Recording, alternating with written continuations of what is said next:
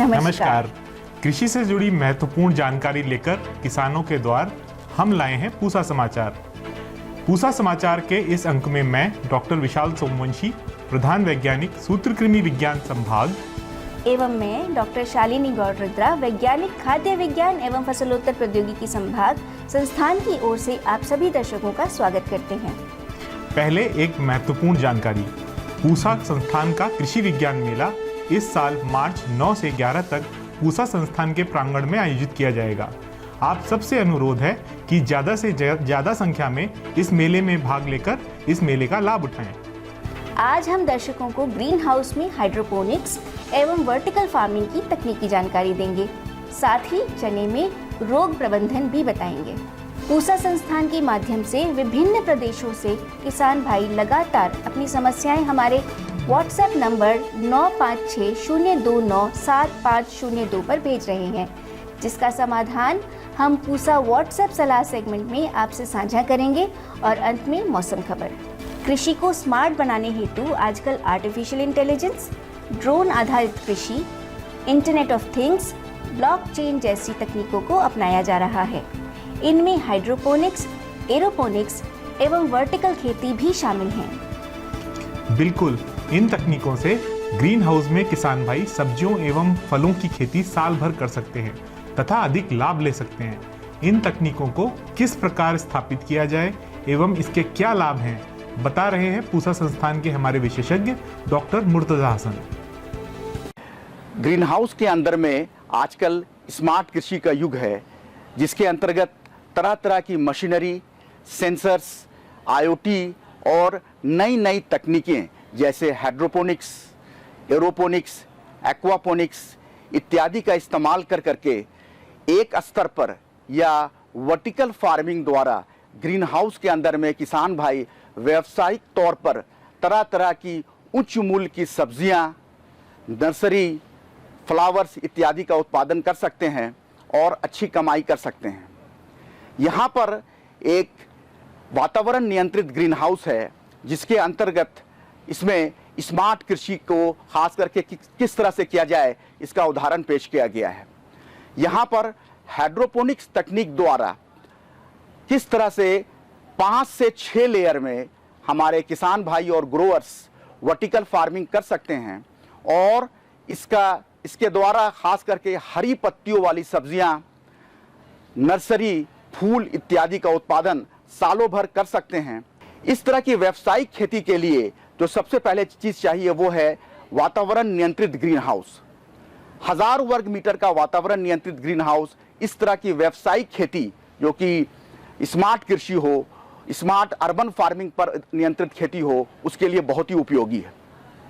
इस तरह के जो खेती में तरह तरह की जो तकनीक इस्तेमाल की जाती है उसमें मुख्यतः सॉइललेस फार्मिंग जैसे ग्रो बैग फार्मिंग है, hydroponics farming, aeroponic farming, vertical farming. Soil borne disease एक मुख्य समस्या है ग्रीन हाउस के अंदर में, उससे छुटकारा पाया जा सकता है, क्योंकि यहाँ पर जो है सॉइल का इस्तेमाल ना कर करके तरह तरह के इनर्ट मीडिया जैसे कोकोपीट है, परलाइट है, वर्मिकुलाइट है और जल के माध्यम में न्यूट्रिएंट को, जितने भी पानी में घुलनशील खाद है उसका इस्तेमाल करके प्योर हाइड्रोपोनिक्स तकनीक के द्वारा भी किसान भाई इसमें हरी पत्तियों वाली सब्जी, खास करके जैसे इसमें सलाद का पत्ता है, पोकचोई है, पालक है, धनिया है, इसका सालों भर उत्पादन कर सकते हैं। इस तरह की तकनीक के लिए हम मुख्यतः वर्टिकल फार्मिंग नियंत्रित जो ढांचा बनाते हैं, इसमें तरह तरह का फ्रेम होता है, जैसे ए फ्रेम है,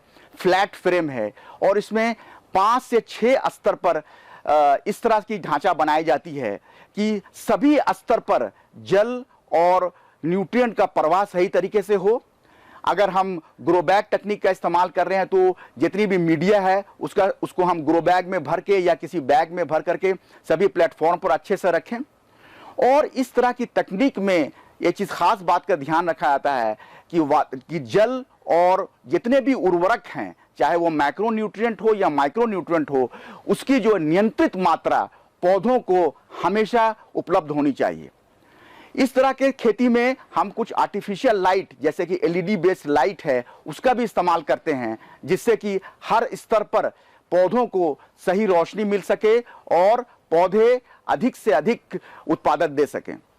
इस तरह की खेती के लिए तरह तरह की जो सेंसर्स इस्तेमाल किया जाती है, इसमें मुख्यतः वातावरण से नियंत्रित जो सेंसर है, टेम्परेचर सेंसर है, ह्यूमिडिटी सेंसर है, सोलर रेडिएशन सेंसर है, और फर्टिगेशन से जो संबंधित सेंसर है जैसे इलेक्ट्रिकल कंडक्टिविटी का सेंसर है, पीएच का सेंसर है, डिसॉल्व ऑक्सीजन का सेंसर है। तो इस तरह के सेंसर का इस्तेमाल कर करके और उस सेंसर्स को हम कंट्रोलर द्वारा लिंक कर करके इसका पूरा कंप्लीट ऑटोमेशन कर देते हैं। और ऑटोमेशन का जो अगला लेवल है उसमें इन ऑटोमेशन को हम आईओटी द्वारा नियंत्रित कर करके अपने स्मार्टफोन से किसान भाई इसको नियंत्रित कर सकते हैं। हाइड्रोपोनिक्स तकनीक द्वारा लगभग 60 से 70% जल की बचत होती है। एरोपोनिक्स द्वारा 80 से 90% पानी की बचत हो जाती है। और अगर सॉइललेस ग्रो बैग का टेक्निक इस्तेमाल करें तो उसमें भी 60 से 70% पानी की बचत होती है और लगभग 30 से 40% जो न्यूट्रिएंट है, जो खास करके मेजर और माइक्रो, उसकी बचत होती है। यहाँ पर 1000 वर्ग मीटर के अंदर में हम हरी पत्तियों की लगभग 50 से 60 हजार पौध एक साथ उगा सकते हैं। तो हमारे किसान भाई और ग्रोवर्स को इस तरह के खेती से, स्मार्ट कृषि से संबंधित जो भी जानकारी हो उसको लेने के लिए वो यहाँ आके इस तरह के मॉडल को देख सकते हैं, इसके बारे में जानकारी प्राप्त कर सकते हैं और कुछ प्रशिक्षण भी प्राप्त कर सकते हैं। हाइड्रोपोनिक्स तकनीक को पॉपुलराइजेशन करने के लिए हम लोगों ने हिंदी में और इंग्लिश में हाइड्रोपोनिक्स तकनीक की बुलेटिन बनाई हुई है और ये hydroponics technology for horticulture crops के नाम से ये गूगल पर उपलब्ध है। किसान भाई, दलहनी फसलों में चना एक महत्वपूर्ण फसल है। पिछले अंकों में हमने चने की उन्नत किस्मों के बारे में आपको जानकारी दी थी। आज हम चने में रोग प्रबंधन की बात करेंगे। खासतौर पर चने में मृदा जनित रोगों की समस्या बहुत देखी जाती है तथा कई किसानों ने इसके प्रबंधन की जानकारी हेतु हमसे आवेदन किया है, जिसे विस्तार पूर्वक बता रहे हैं हमारे संस्थान के विशेषज्ञ डॉक्टर सी भारद्वाज। जब भी किसान भाई बार बार खेत में चने की फसल लगातार फसल चक्र में बदलाव ना करके उसे ही उगाता है तो मृदा जनित बीमारियां बहुत फैल जाती है।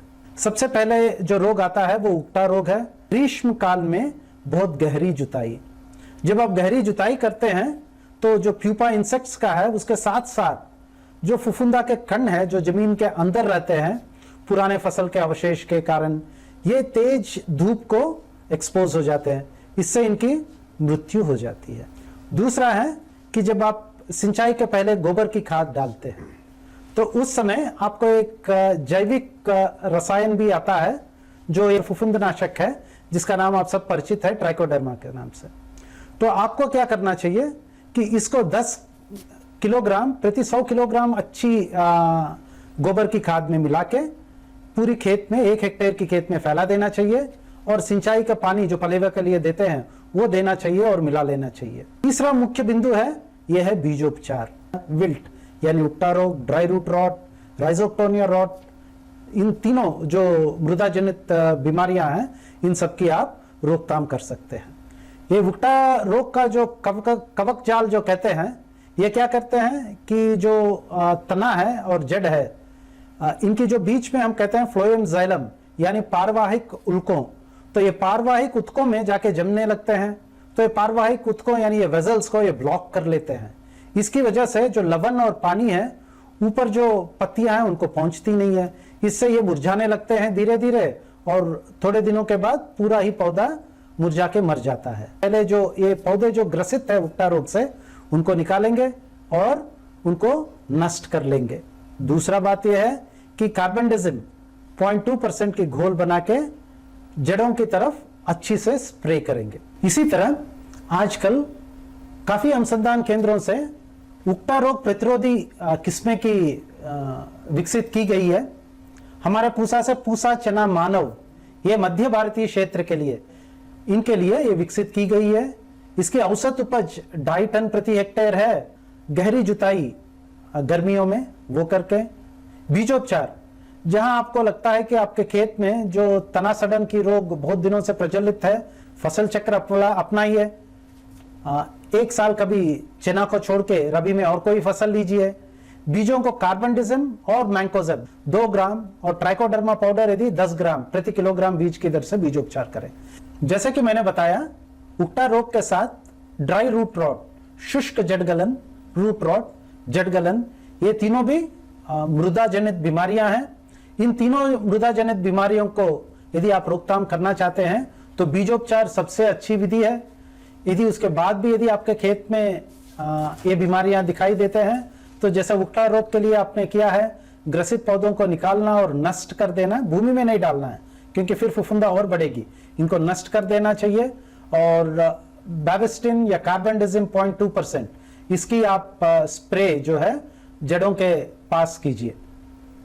और एक बीमारी है तना सड़न, ये जनरली स्क्लेरोशेनिया नामक फफूंदा है, इससे होती है जब भी हमारे यहाँ बारिश होती है, फिर शुष्क वातावरण आता है, उच्च तापमान होता है, फिर बारिश होती है, फिर उष्ण तापमान आता है, इसमें उमस ज्यादा रहती है। वो इस फफूंदा के लिए, इसकी ग्रोथ के लिए काफी एडवांटेजियस है। तो हमें इसे रोकने के लिए क्या करना चाहिए कि बीजों का उपचार जैसे मैंने पहले बताया करना चाहिए कार्बनडिज्म पर यहाँ मैंकोजेब, इसको 2 ग्राम प्रति किलोग्राम बीज की मात्रा से इसे करना चाहिए। साथ ही साथ खड़ी फसल में बुआई के 50-60 दिन के बाद जनरली ये रोग आती है, तो यदि उस समय इस रोग का प्रकोप आपके खेत में है तो कार्बनडिज्म और मैंकोजेब 0.2% का घोल करके छिड़काव करना चाहिए। एक और आती है अंगमारी यानी एस्कोकाइटा ब्लाइट, ये बीमारी ये जनरली उस जगह पे आती है जहां थोड़ा टेम्परेचर्स बहुत कम होते हैं। इसके लिए भी कुछ प्रजातियां के विमोचन हुई है, पूसा से भी हुई है, जैसे कि काबुली में पूसा 3022। साथ ही साथ बीजोपचार कीजिए, इसका भी बीजोपचार कार्बनडिज्म या मैंकोजेब से कीजिए। और यदि हमें इसमें फसल में छिड़काव करना है 0.2% कार्बनडिज्म की घोल बना के छिड़काव करना है। पूसा समाचार में अब समय है पूसा व्हाट्सएप सलाह सेगमेंट का, जिसमें हम आपके खेती किसानी से जुड़े प्रश्नों का समाधान करेंगे। बरेली से प्रताप सिंह सैनी जी ने लहसुन के पत्तों के पीले पड़ने की समस्या बताई है। आपकी फसल में स्टेम फिलियम झुलसा रोग का प्रकोप है। इसके समाधान हेतु नेटिवो या टिल्ट की 300 से 400 ग्राम मात्रा को 200 लीटर पानी में घोलकर 1 एकड़ में छिड़काव करें। वीरेंद्र सिंह जी ने करेले के पत्तों में पीले पड़कर मुड़ने की समस्या बताई है। आपकी फसल में विषाणु का प्रकोप हुआ है। इसके समाधान हेतु कॉन्फिडोर की 100 ml मात्रा को 200 लीटर पानी में घोल बनाकर 1 एकड़ में छिड़काव करें।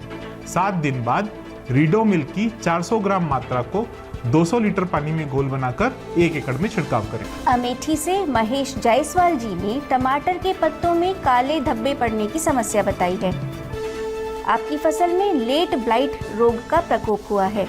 इसके समाधान हेतु रिडोमिल गोल्ड की 300 ग्राम मात्रा को 200 लीटर पानी में घोल बनाकर 1 एकड़ में छिड़काव करें। राजस्थान से दिलकुश मीना एवं अन्य किसानों ने बैंगन की डाली सूखने की समस्या बताई है।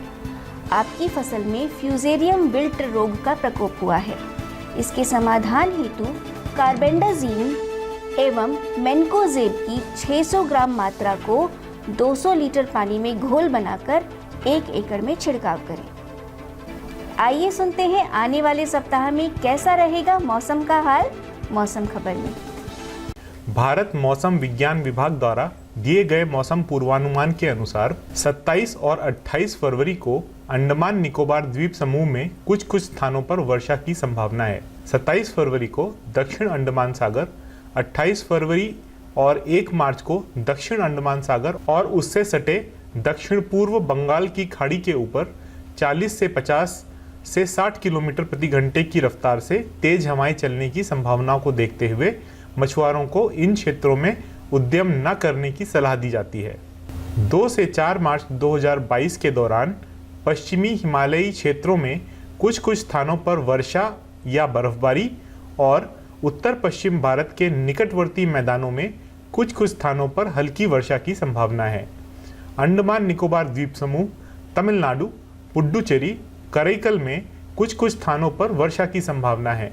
केरल, माहे और अरुणाचल प्रदेश के कुछ हिस्सों में हल्की वर्षा की संभावना है। प्रिय किसान भाइयों, बहनों एवं दर्शकों, आशा करते हैं कि पूसा समाचार का यह अंक भी आपकी खेती किसानी से जुड़ी समस्याओं के समाधान में जरूर सहायक होगा।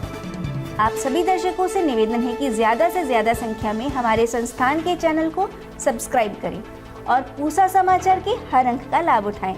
हमारे फेसबुक पेज और ट्विटर हैंडल को भी ज़रूर फॉलो करें।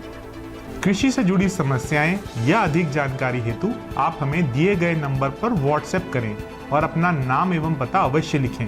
आपके सुझावों और प्रतिक्रियाओं का हमें हमेशा इंतजार रहता है। कृषि की दिशा में यदि लाने हो नवाचार तो देखते रहिए हमारा साप्ताहिक कार्यक्रम पूसा समाचार। कुछ नए विषयों पर नई जानकारी लेकर फिर हाजिर होंगे अगले शनिवार। तब तक के लिए दीजिए इजाजत। नमस्कार।